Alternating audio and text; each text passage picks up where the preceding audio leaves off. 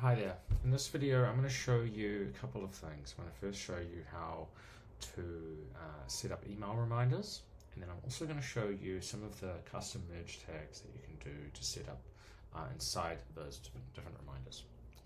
Now first, to start with your reminders, you need to set them up inside of one of your groups. Now when you first set up your account, you're going to have a default group. Now the default group is where all of your customers will land, future and existing. You can move customers into different groups, and I've done another video on how groups and tags work for isolating different emails that go to different customers. Think of it like workflows to a degree, of who receives what. Now for this one, we're going to show you how it works for the default group. Now I've actually got a few policies already set up here at the moment, but I'll show you how to set up some new ones. So every one of your email reminders that you set up will be a separate email.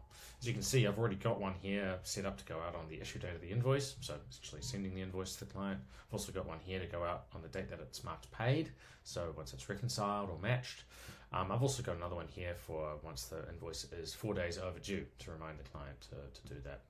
So you would set every single one of your emails, depending on whichever it is, whatever your payment policy and reminder policy is for your business, this way, and you set them up separately. And they're pretty quick and easy to do, so I'm going to show you how to do that now. So add a new automation policy here, and you'll see the other automation policies that you can do, but we're looking for the emails.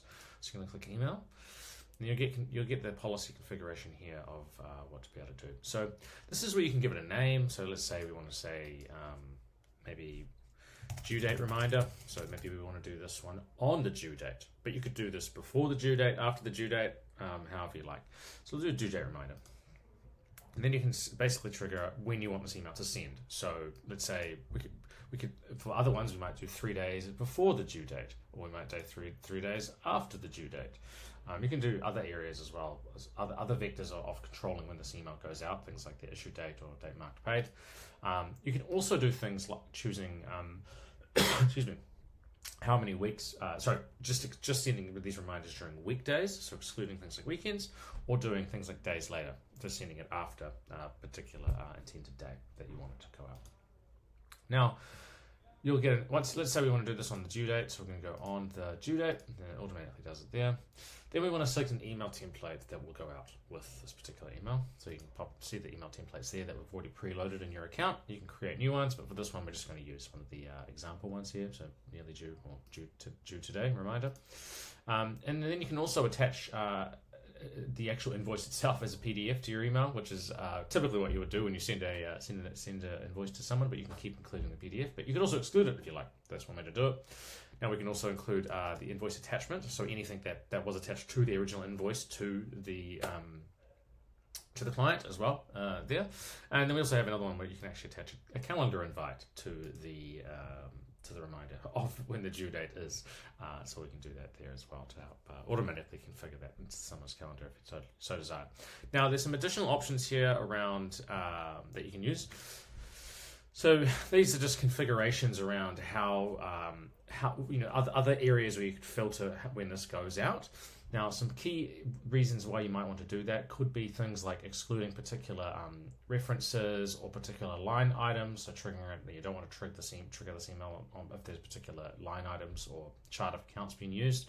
But the most important one potentially will be the action time. So you might want this to go out probably like maybe during 9 a.m. in the morning or 10 a.m. Basically during business hours or whichever it may be. And then that's where you would also set up the one prior to that, which we would set up that as a weekday reminder as well. So as in only send the reminder during the weekdays. But we're doing this on the due date, so this doesn't really matter too much in the situation. So, okay, so now that we've done that, we can see you can edit the template by clicking that button there. It's going to open another window, but we're just going to, you can also see it down here where it says email templates. Now, you'll see again a bunch of email templates already pre-populated in your account. You can delete them if you like, but they're obviously set up there for your convenience. So we're doing the due today reminder. So we'll click on this, and you can kind of see already it's starting to populate a preview of what that email will look like.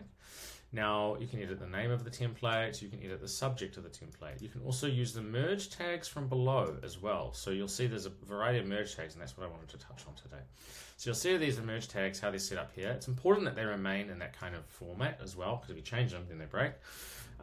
Now, we can see the different merge tags that we can do. So we can do most of the typical ones that you would be accustomed to with your accounting system: name, invoice link, etc., due date.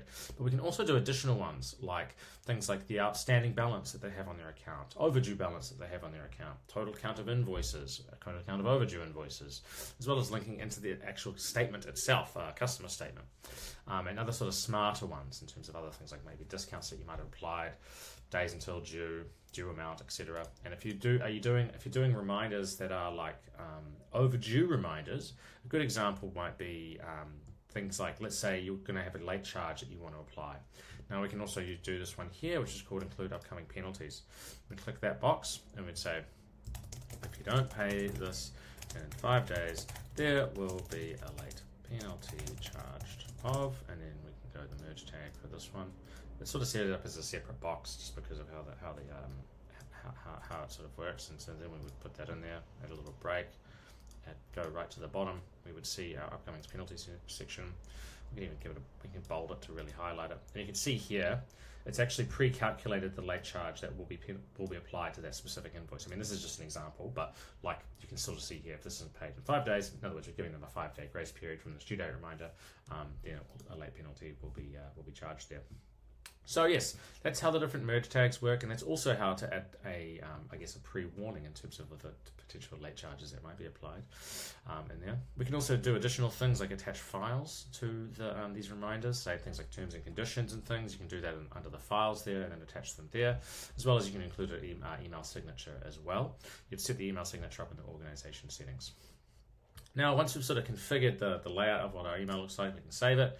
And then we can also then send ourselves a test email based on all of that sort of information there to see just sort of how it looks like inside of our email and make sure that we're happy with that. And yeah, make sure that we're all happy with how that works. Now, you'll also see, once you set up these emails, reminders and things, you'll see them sort of start to populate against existing invoices that you've got inside of your system. They'll start in your drafts here because this policy is in a draft mode. But if I was to move it to an automatic mode in terms of it doesn't need pre-approvals, then it'll move over here into the scheduled column. And you can also sort of see there's already some existing ones in there, but we can see our invoice reminder there. This is a overdue one, but you can sort of see, you can also preview the invoice against an existing client and sort of see how that would look in there as well. So that's essentially how all of those work. Let's see if that one's come through. Yep, let's have a look. Here we go. So we've got one here due today, and we can see our it's basically come through as an example, but you can sort of see what the sort of formatting looks like. It's attached to our invoice there, and if you have any other attachments for other files, that would have come through too. So in this video, we learned about how to use the merge tags and how to set up email templates within Paidnice, and then also how to set up your email policies to set up a sort of strong reminder set as well. So yeah, if you have any questions, just reach out. We'll be more than happy to help. Thanks.